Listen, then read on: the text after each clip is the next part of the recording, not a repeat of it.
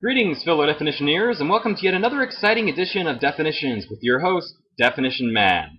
Today's definition is prejudice, and I'll get right to that. Number one, an adverse judgment or opinion formed beforehand or without knowledge or examination of the facts, a preconceived preference or idea. Number two, the act or state of holding unreasonable preconceived judgments or convictions. Number three, irrational suspicion or hatred of a particular group, race, or religion. Number three, detriment or injury caused to a person by the preconceived unfavorable conviction of another or others. Now, as anyone who has seen my installment on the definition of racism might guess, there is a distinct difference between race and prejudice.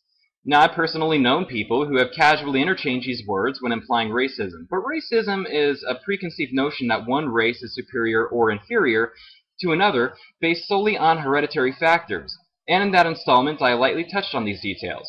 But prejudice perfectly preserves the word judge in it, allowing someone to correctly deduce its meaning as judging someone based only on what or who you assume they are.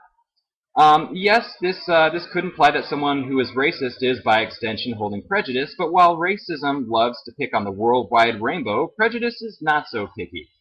For example, you might run into an Italian fellow who invites you to dinner and tries to push you off on his daughter, only to watch him kick you out of the house and bleach all the dishes when you mention your rich Irish heritage.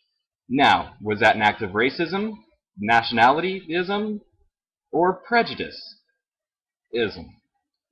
I'll let you be the judge. Thank you. Good morning, good evening, and good night.